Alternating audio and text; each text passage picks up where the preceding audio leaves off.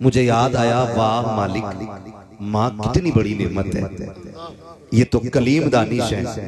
मूसा कलीमुल्लाह भी माँ के विसाल के बाद जब तूर पे जाते हैं, आवाज आती है, मूसा जरा संभल के आना, अब जरा लहजे को दुरुस्त करके आना। मूसा अब हमारी बारगाह में आ रहे हो, अब जरा सलीके से आइएगा। अर्ज करते मालिक पहले भी आता रहा, लेकिन आज से पहले कभी रोका नहीं गया, कभी समझाया नहीं गया, कभी अदब नहीं बताया गया। फरमाया मूसा जब पहले आते थे ना तो आंचल उठाने वाली माँ पीछे रहती थी, आज माँ कब्रिस्तान जा चुकी है। मूसा अब आना ना तो अब संभल के आना।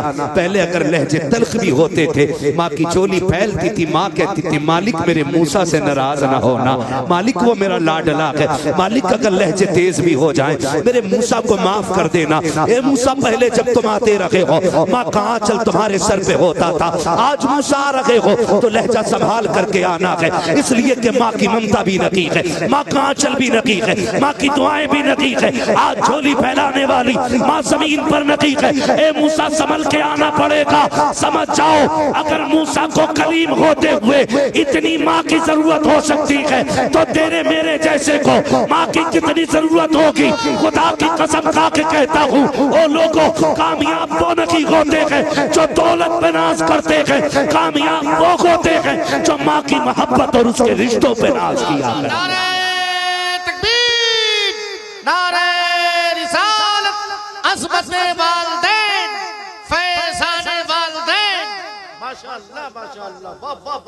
ओ भाई बहुत ज्यादा उम्र नहीं है कलीम दानिश साहब की, ये बैठे आज, मैंने इनके पीछे ये बात बयान की है। खुदारा एक एक नौजवान से कह के जाऊंगा, तकरीरें आपने बहुत सुन ली, अच्छे लहजे भी सुन लिए, दो बातें इस फकीर की भी सुन लो ताकि खुदा करे मिलाद वाले के सदके में आज के बाद किसी माँ की आंख में आंसू ना आए।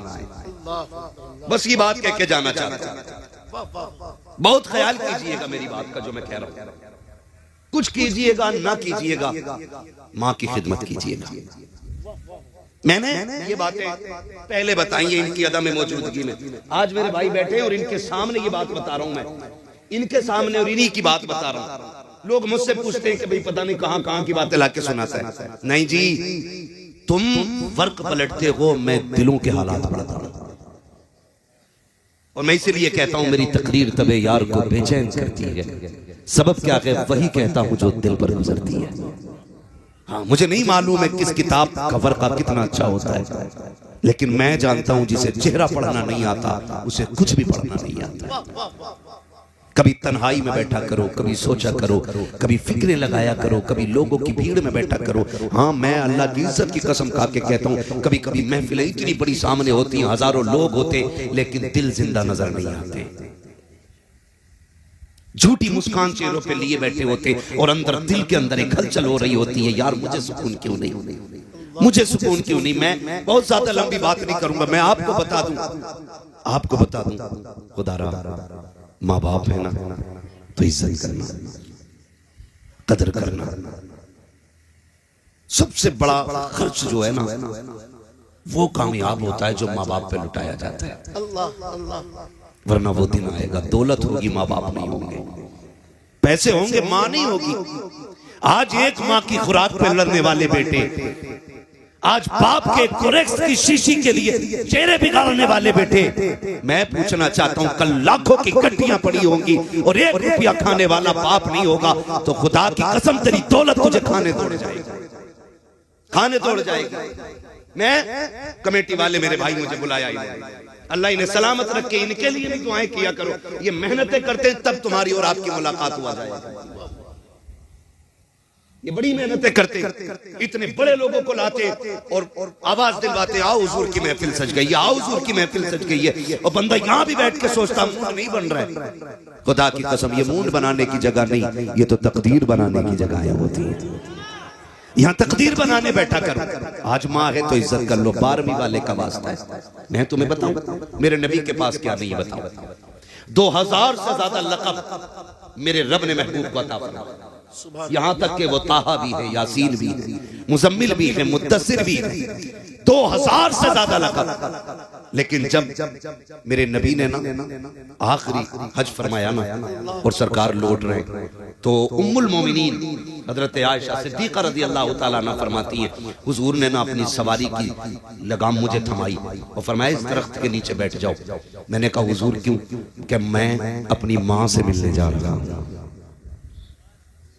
कब?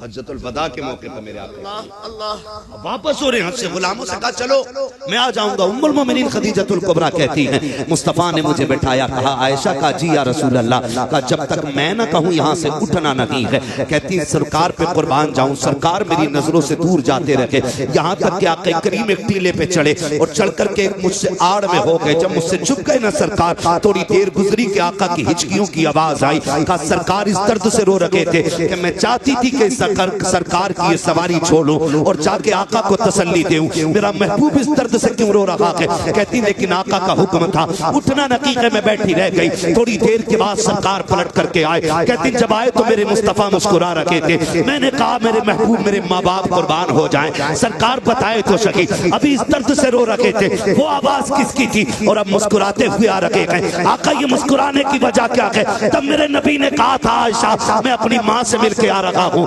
कहा रोए किस लिए? कहा जब मैं माँ की कब्र अनवर पे गया आज मेरे दिल में ख्याल आया था काश आज मेरी माँ आमिना जिंदा होती। मेरी माँ ने तब मुझे देखा था जब मेरी उम्र 6 साल थी, जब मुझे मेरी उम्र 6 साल थी। आज मेरी माँ होती, दरख्तों को सजदा करते देखती, कितनी राजी हो जाती। पत्थरों को मेरा कलमा पढ़ते देखती, मेरी माँ कितनी खुश होती।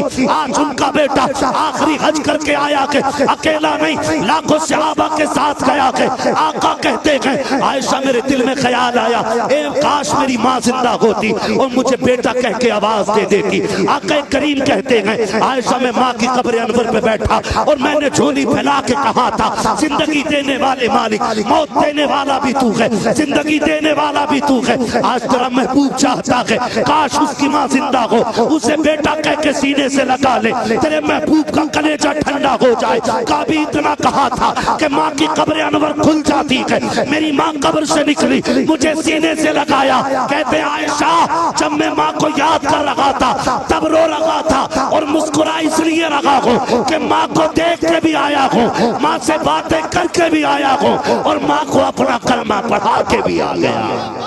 नारे तकबीर, नारे रिसालत, मस्तके आला हजरत बाज़ारे सरकारे ताजुश शरिया।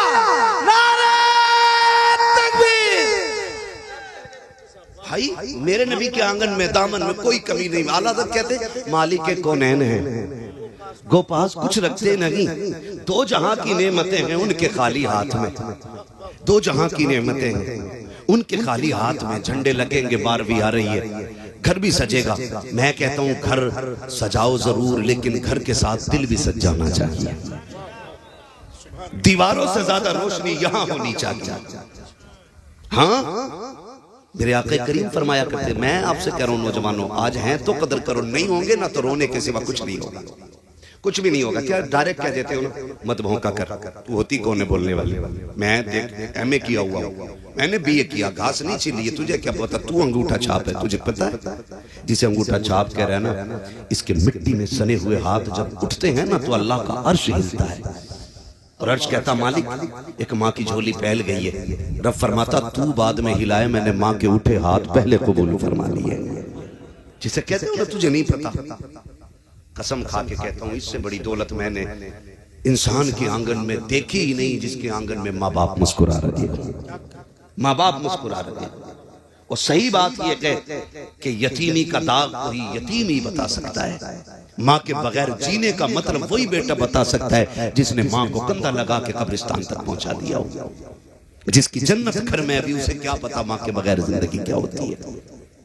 माँ के बगैर मेरा महबूब देखे मेरा नबी आका करीम अक्सर इस बात का जिक्र फरमाते थे, कहते थे सहाबा मुझे माँ की एक बात बड़ी याद आती है।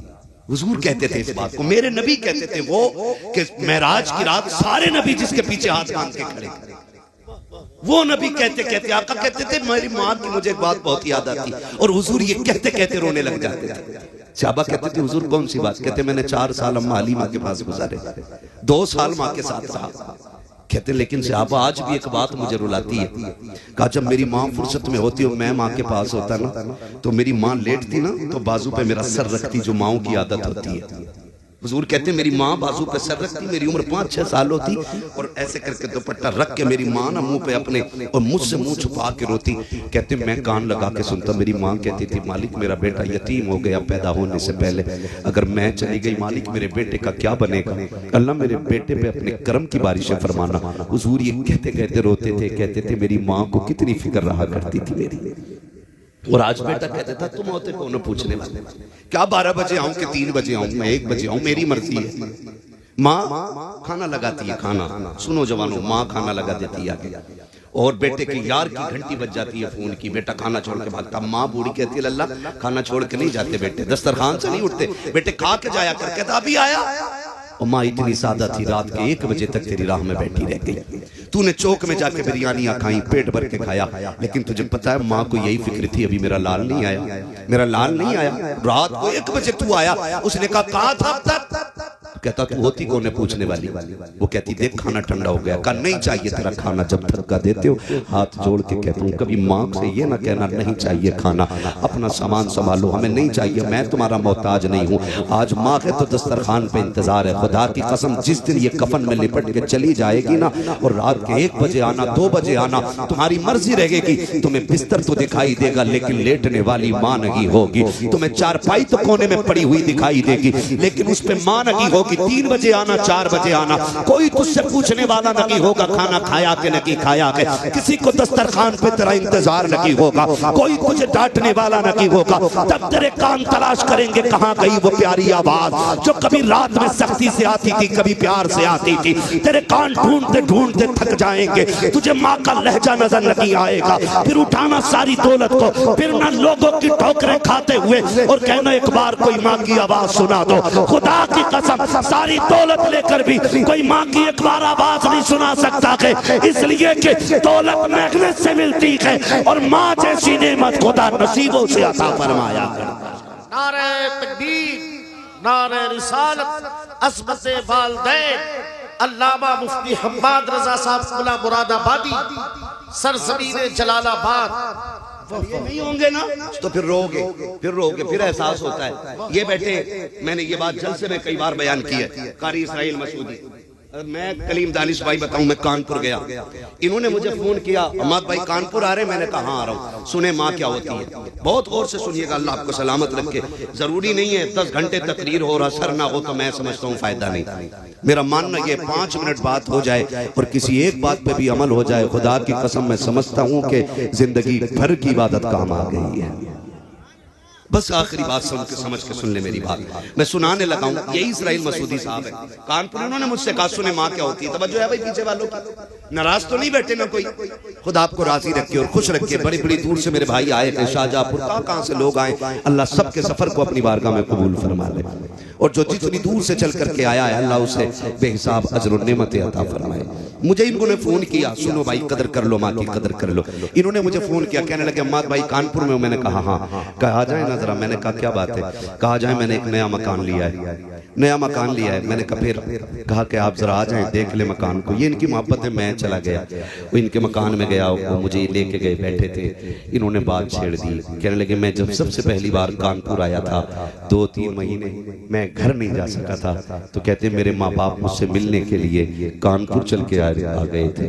कहाँ इनका नानपारा के पास अपना गाँव है, कहते वहाँ से मेरी माँ मुझसे मिलने के लिए कानपुर आई। वो कहते मेरी माँ चाहती थी कि बेटे के साथ कम से कम एक रात गुजारे, 24 घंटे गुजारे। तो ये कहते कहते रोने लगे, कहने लगे जब माँ आई थी तो मकान नहीं था। कहते मैं माँ को बातें पहला फुसला के बस में बैठाया, कहने लगे आज मकान है लेकिन माँ नहीं है।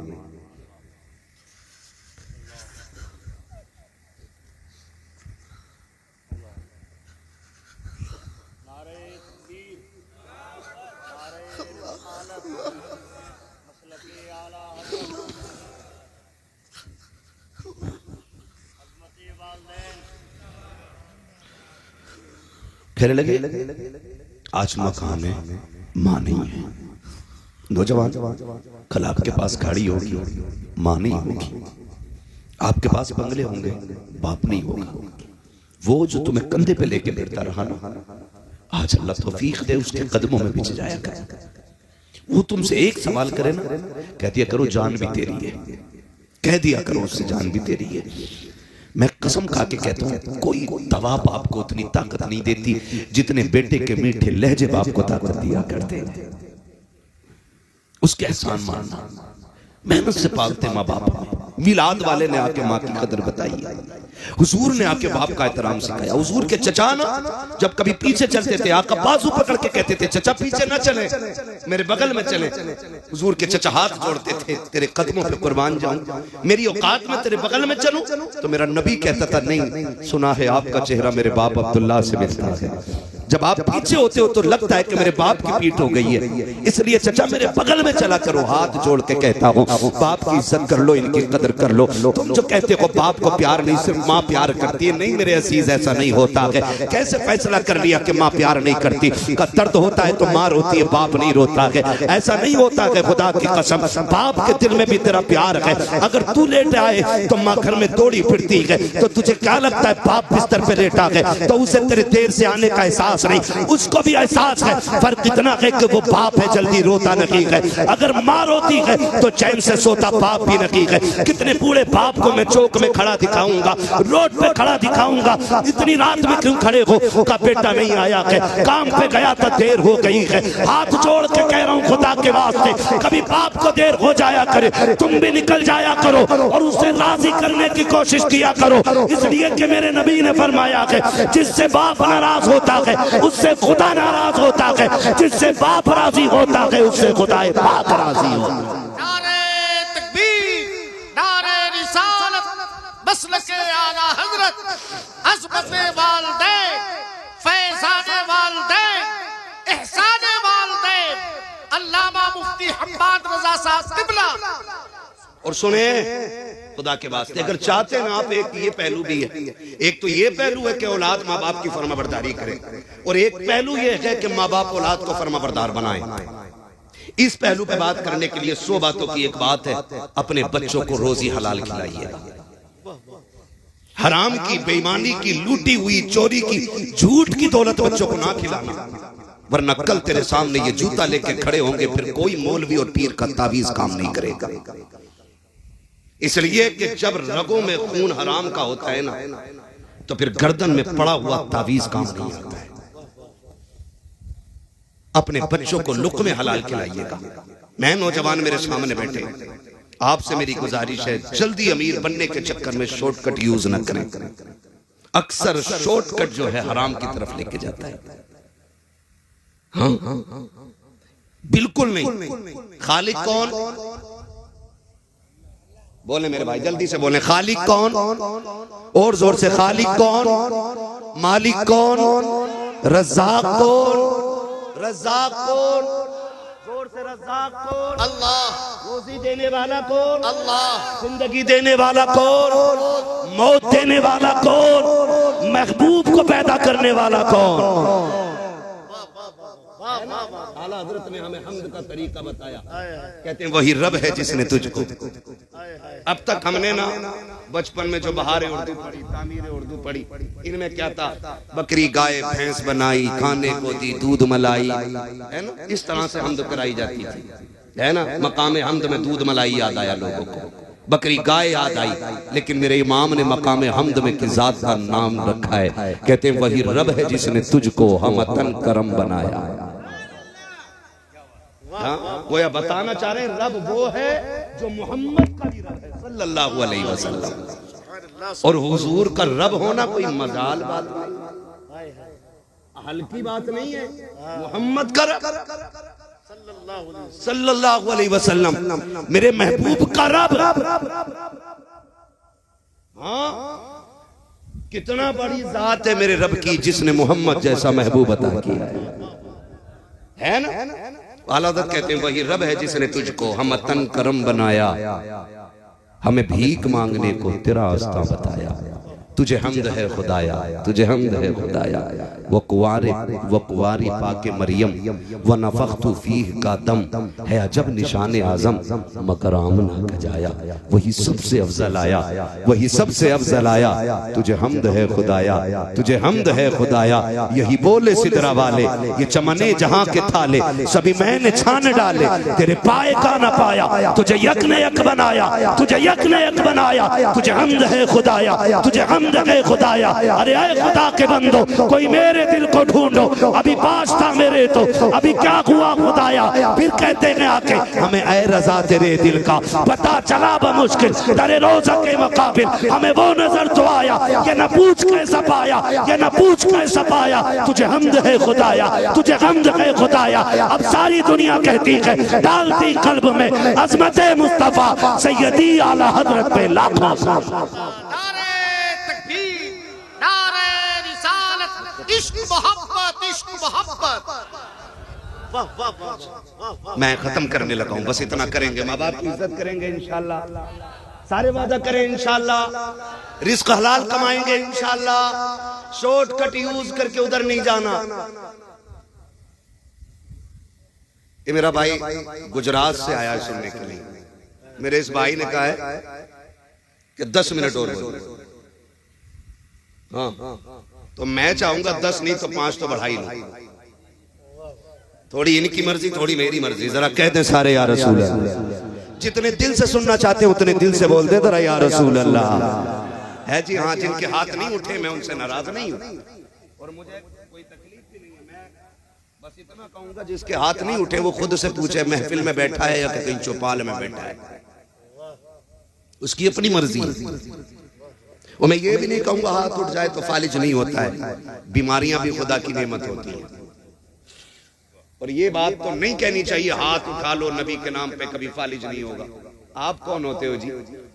जब इमाम बूसीरी जैसा शख्स बीमार हो सकता है, जब खालिद बिन वलीद जैसे शख्स को बीमारी लग सकती है, तो तू कौन होता है यहाँ ठेका बांटने वाला?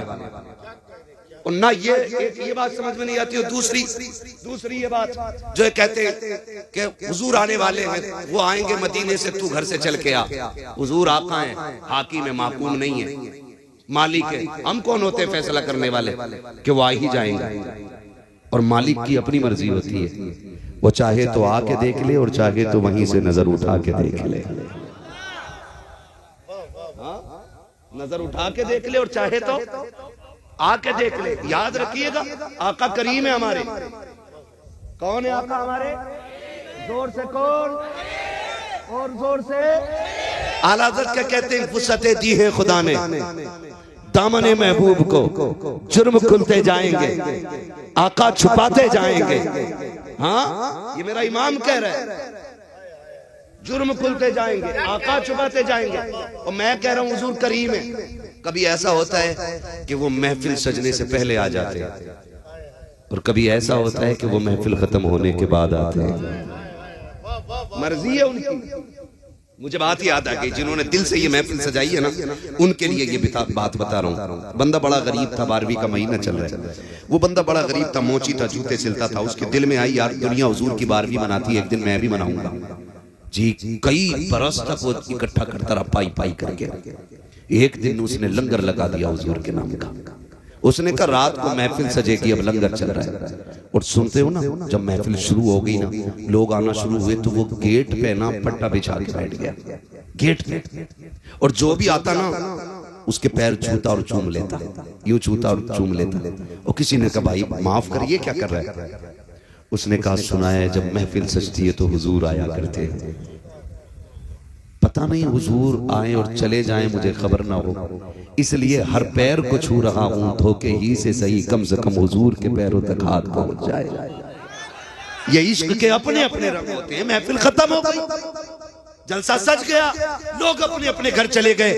3 दिन के बाद जिन मौलाना लोगों ने तकरीर की थी उनसे मुलाकात हुई, उनके पैर चूम के कहने लगा जी तुम्हारा करम मेरा काम आसान हो गया। कहा क्या? कहा तुम मिलाद पढ़ के आए, मुझे हुजूर की ज़ियारत हो गई है। कहा क्या? कि जब सब अपने अपने घर चले गए, मैं भी बिस्तर पे लेटा, मेरी आंख लगी तो ख्वाब में हुजूर आए और मुझसे मुसाफा करके कहने लगे सुन, जितने तेरी महफिल में आए थे सबको खबर दे दे, तू भी बख्शा गया है, सारे आने वाले भी बख्श दिए गए। तो हुजूर करीम है, कभी वो महफिल खत्म होने के बाद आ सकते हैं और वो चाहें तो पहले भी आ सकते हैं। उनकी महफिल होना तो फिर दिल से होनी चाहिए। और मैं एक बात अक्सर कहता हूं, दिल से जो बात निकलती है असर रखती है, पर नहीं ताकत परवाज मगर रखती है। वल्लाह वो सुन लेंगे, फरियाद को पहुंचेंगे। इतना भी तो हो कोई जो आ करे दिल से। कितने लोगों ने मदीना शरीफ देखा है, बता दें जरा। महफिल में कितने लोगों ने देखा मदीना शरीफ?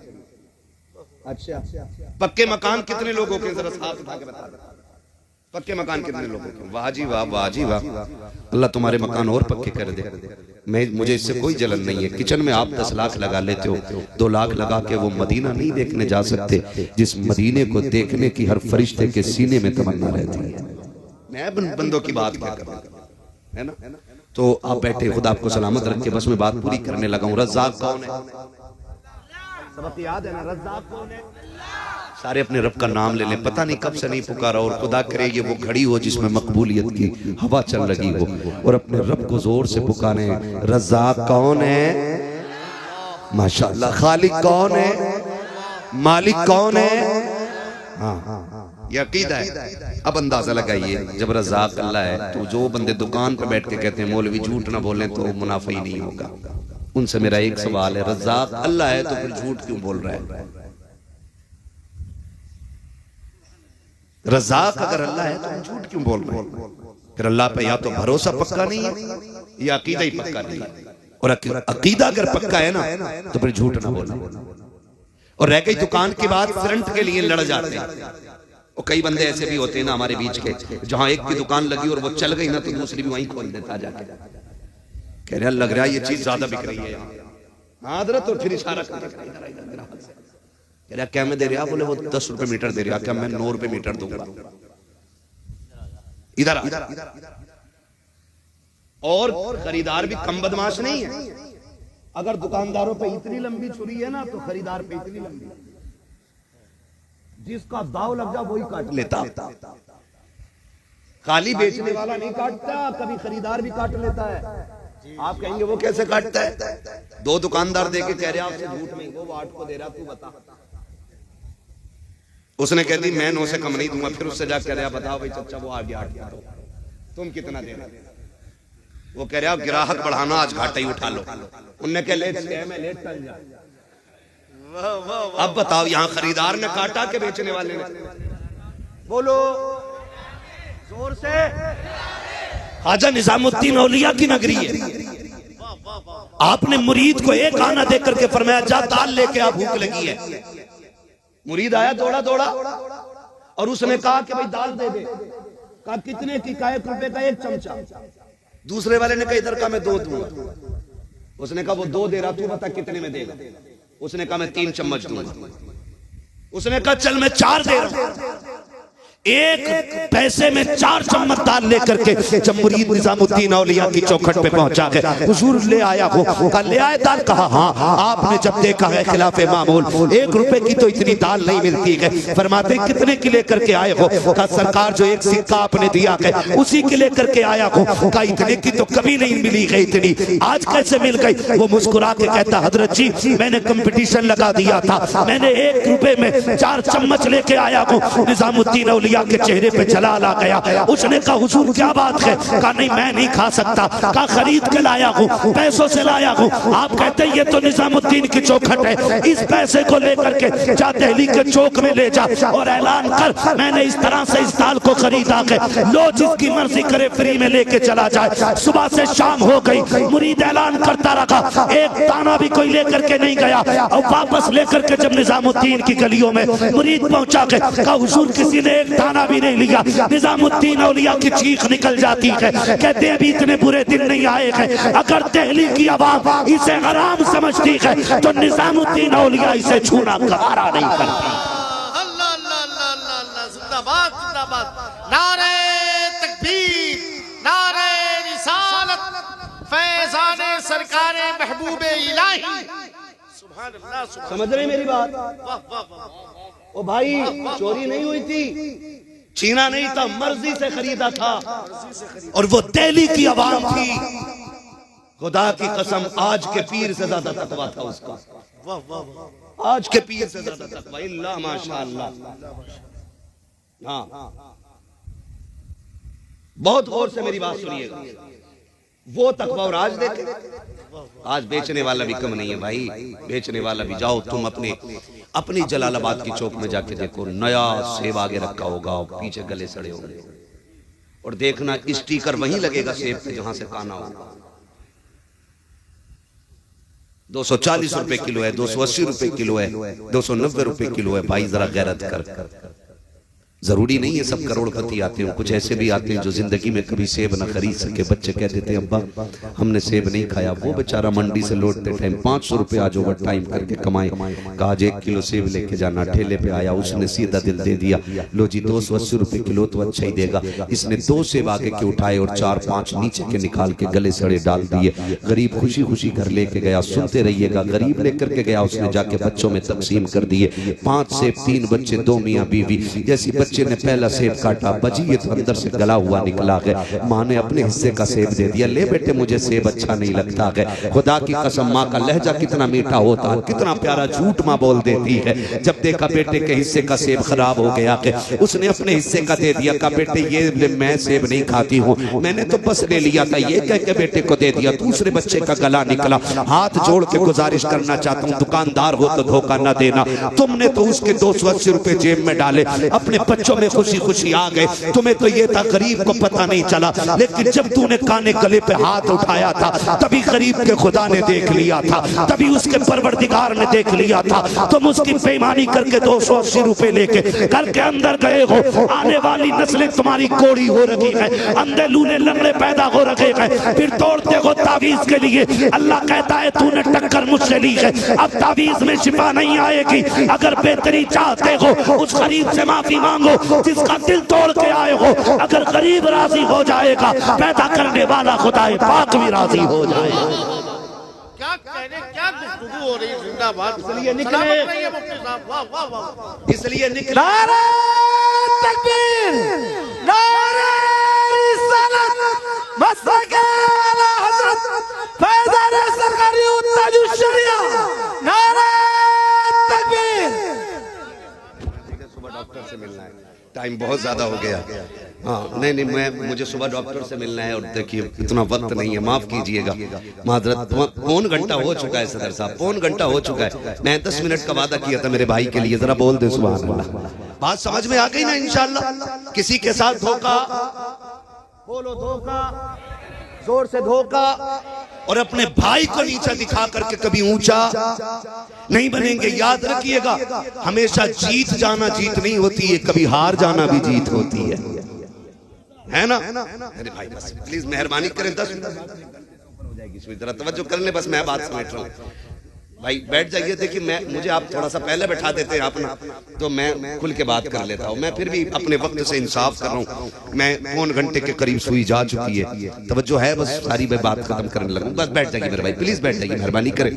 अभी मेरी बात खत्म नहीं हुई है, बस मैं समझाना चाहता हूँ। बोले जरा जोर से या रसूल अल्लाह। अभी सारे नहीं बोलने, जरा बोल दें या रसूल अल्लाह।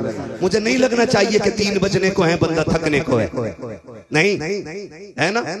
ऐसा होना चाहिए सारी दुनिया को नींद आ गई है, उनका दीवाना बेदार है। आप ही फैसला कीजिए या नबी, कौन जन्नत का हकदार है ना। ये बच्चे बैठे, मैं खुदा की कसम खा के कहता हूँ, मैं खाली इस बच्चे के जागने पे पूरी तकरीर कर जाऊं।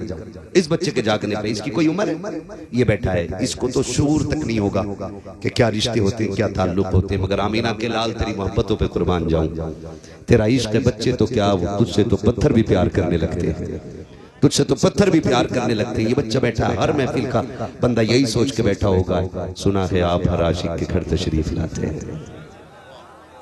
इतनी थक के ना बोले कि मैं इन्ना लिल्लाह पढ़ गया।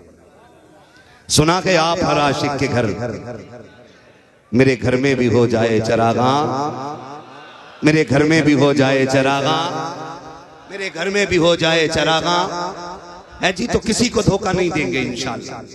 रज़्ज़ाक़ कौन है? जोर से रज़्ज़ाक़ कौन है? अल्लाह है। अकीदा कैसा पक्का होना चाहिए? अकीदा इतना पक्का रखो, एक बंदे ने ना अंदर दुकान खोल ली जाकर, मैन मार्केट में नहीं थी, अंदर ला के उसने दुकान खोल ली। दूसरा दोस्त मिलने के लिए गया, कहने लगा यहाँ दुकान खोली है। कहा क्यों? कहा सबकी दुकान वहां बाजार में, तू अंदर खोले बैठा है, यहाँ कौन आएगा? उसने सीधी सी बात की, उसने कहा बता यहाँ मौत आएगी कि नहीं? कहा हाँ आ जाएगी। कहा मौत लेने कौन आता है? मैं कहा मौत का फरिश्ता। तो उसने कहा यार खुद ही सोच, अगर यहाँ मौत का फरिश्ता आ सकता है तो फिर रोजी वाला फरिश्ता क्यों नहीं आ सकता है ना? मौत का फरिश्ता क्यों नहीं आ सकता? तो भाई अल्लाह पे भरोसा करके बैठे, अल्लाह पे भरोसा। हमने सोचा था ये कुर्सियां मिलेंगी, कोई नेकियां थी हमारी, कोई अमल था, कोई सजदे हमने एक्स्ट्रा कर लिए तो जो ये इज्जतें मिलती नहीं जी। अल्लाह पे भरोसा रखो, वो उतनी बुलंदियां देता है जहां बंदे का कयास नहीं जाता है। नहीं बाप वाकई आपको ही नहीं होगा मेरे भाई, मेहरबानी करें मुझ पर रहम खाए, मुझे डॉक्टर से मिलना है। मैं खाली अगर मुझे घर जाना होता ना मैं कोई मसला नहीं करता, बस मुझसे फरमाइश की थी मेरे भाइयों ने हुजूर का शजरा पढ़ दिया जाए। 12वीं रात भी है, 12वीं की रात आने वाली है, हुजूर की विलादत का महीना आ गया है, मैं हुजूर का शजरा पढ़ने लगा हूं। पहले वादा करो इंशाअल्लाह रोजी हलाल कमाएंगे, वादा करें इंशाअल्लाह हराम से बचेंगे, बेईमानी से बचेंगे, ईमानदारी की खाएंगे और झूम के कहेंगे खाते हैं तेरे दर का। अजीब अजीब बंदा है, हराम से पूरी बिल्डिंग बना ली, ब्याज लेके पूरा मकान बना के कह रहा हाजा मिन फजले रब्बी। हराम से पूरी बिल्डिंग खड़ी कर ली, गेट पे लिख रहा है हाजा मिन फजले रब्बी, सारा पैसा हराम का लगा। मुझे बता अगर तू शराब पे जमजम लिख देगा तो क्या वो शराब जमजम बन जाएगी? लठिया बराबर चलनी है। तू चाहे पूरा कुरान लिखवा ले दीवारों पे। हाँ, वो जब कभी ख्याल आया करे ना हमें ना, असल में हमने सोशल मीडिया ने हमें इतना अंधा कर दिया कि हमें एक लग्जरी लाइफ की भूख लग गई है। मेरी जिंदगी यूं हो, मैं यूं हूं, मैं यूं हूं, लोग यूं करें, लोग यूं करें। टेढ़ा करते करते अल्लाह इतना लट फेरेगा कि कमर सीधी करने वाला नसीब नहीं होगा। इसलिए बच जाओ मेरे भाई, निकल जाओ सादा जिंदगी। इस्लाम ऐसा मजहब है जिसमें कोई मुश्किल काम है ही नहीं। मुश्किल तो हमने कर ली है ना, अजान जहां हो जाए वहां नमाज पढ़ लो, कितना आसान है ना, कितना आसान है। जवान हो जाओ बस कबूल कबूल कहो 3 बार में निकाह पक्का, कितना आसान है ना। और हमने कितना मुश्किल कर लिया, 10 लाख देगा तो भी आ करूंगा। बाल सफेद आगे मेहंदी लगा लगा के काले कर रहा। जब जवान था तो 20 लाख के लिए मर रहा था, और जब बूढ़ा हो गया तो कह रहा कोई बताओ ना कोई लोनिया ही मिल जा ढंग की। अब उम्र निकल गई तो कह रहा बस लोनिया ही मिल जा, ठीक है ना, ढंग की अभी ढंग की लगी है। जब उम्र 45 की आ गई तो कह रहे करा दो निकाह बस लड़की हो। फिर यहाँ आ जाता करीम भाई के बस लड़की हो चाहे जैसी हो, मैं रड़ुआ नहीं मरना चाहता। तो ये मुश्किल हमने पैदा की है ना, अल्लाह ने तो आसान किया, आसान किया है ना भाई। हम ख्वाब देखते हैं ना हम एसी में, लेकिन जिंदगी तो जितनी नेचुरल होगी उतनी अच्छी होती है, जितनी नेचुरल हो। मिट्टी पे लेटने वाले आसानी से बीमार नहीं होते, और गद्दों पे सोने वालों को कभी सुकून की नींद नहीं आती। वो कितनी प्यारी बात कही थी, फुटपाथ पे सो जाते हैं अखबार बिछाकर, मजदूर कभी नींद की गोली नहीं खाते, इसलिए कि पैसों से गद्दे खरीदे जाते हैं, नींदें नहीं। नींदें रब की रहमत से आया करती हैं। किसी का इतना दिल न दुखाना कि नींद ना आए, किसी को इतना न सताना कि 7,000 27,000 47,000 के स्लीप वेल के गद्दे पे भी कमर सीधी ना हो। इतनी दुआएं ले लेना कि पत्थर पे भी लेटे तो खुदा की रहमतें थपकियां देने लग जाए। इतनी दुआएं लेके मरना है हमें, बस हुजूर का शजरा सुन ले और ज़ारे कह दे या रसूल अल्लाह। ऐसे नहीं, इतनी जोर से नहीं भाई। देखो मुझे एक तो आखिर में आपने टाइम दिया और इतने आखिर में दिया कि बस आखिरत ही हो गई है ना। ठीक है, उम्मीद करता हूँ कभी बुलाएंगे तो फिर सही वक्त में इंशाल्लाह तकरीर होनी है ना। आपकी मोहब्बतों को देख के मैंने ये गुफ्तगू कर ली, अल्लाह इसमें गुफ्तगू को कबूल फरमा ले। आप जरा बोल दे जोर से सुभान अल्लाह। इतनी जोर से सुभान अल्लाह बोलो कि डॉक्टर से मिलने तक अब मुझे नींद ना आए। अगर नींद आ हाँ जी हम भी बीमार लोग कहते हैं कितना आसान है, मौलवी आता पैसा लेके चला जाता है। यकीन करें बैठने की वजह से रीढ़ की हड्डी में तकलीफ है हमारे, बैठने की वजह से। मुझसे नौजवानों ने कहा चलें, महफिल में बस चलें, तो फिर मैंने बहुत ज्यादा 1-2 बार तो इनसे कहा कि मैं ज्यादा देर नहीं बैठ पाऊंगा, लेकिन इनका इसरार देखा तो मैंने कहा चल फिर भाई उठ बांध कमर, क्यों डरता है, फिर देख खुदा क्या करता है। चला आया। लेकिन बड़े बूढ़े कहते हैं कि जब हंडिया का मुंह खुला हो तो बिल्ली को खुद शर्म आ जानी चाहिए। ठीक है ना, मैं आ गया था तो आप ही कम से कम थोड़ा रहम करते और सही वक्त पे थोड़ा सा माइक दे देते। ठीक है ना, अब भी माशाल्लाह आपने बहुत अच्छा सुना है, मैं पैगाम दे चुका हूँ। अब मुझे सिर्फ हुजूर का शजरा पढ़ना है। सिर्फ कमेटी वाले बोले जरा सुभान अल्लाह। क्या बात है, कहा इनसे बोल सारे ही रहे, पता ये चला सारे ही हुजूर की जलसी की कमेटी वाले। बिल्ला किसी के भी लगा हो दिल पे हुजूर के इश्क की मोहर तो सबके लगी होगी ना। फिर सारे बोले जरा सुभान अल्लाह। आदम के बेटे शीश, ऐसे नहीं ऐसे नहीं ऐसे नहीं, हवा इधर से आई इधर निकल गई। सारा साथ दे और मेरा साथ सुने। 1 मिनट पैसे रोक दे भाई, मैं बात समझा दूं जरा। मेरा हाथ का इशारा हो तो आप समझ जाना। क्या समझोगे ना, मौलवी की सांस फंस रही है। सुभान अल्लाह बोलो ताकि वो सांस ले ले। बात साफ सुथरी कलीम भाई अच्छी रहती है, खाली नेकी का झांसा दे के अपना काम नहीं निकालना। अपना मतलब भी बयान करूंगा। मैं चाहता हूं कि सुभान अल्लाह कहें तो फिर मुझे बीच में सांस मिल जाया करेगी। कितनी जोर से बोलेंगे सुभान अल्लाह? बोले जरा सुभान अल्लाह और जोर से। लीड छोड़ दो भाई, जिस पे भी जगह भी घेर के बैठे हो लीड में दबा के बैठे। ठीक है ना, बोले जरा मचल के सुभान अल्लाह। कमेटी वालों अल्लाह आपकी मेहनत कबूल फरमाए। ठीक है ना, आपकी मेहनत अल्लाह करे रंग लाए। और जब महफिलों में दिल लगने लग जाए तो समझ लेना हुजूर की तवज्जो मदीने से इधर हो गई है।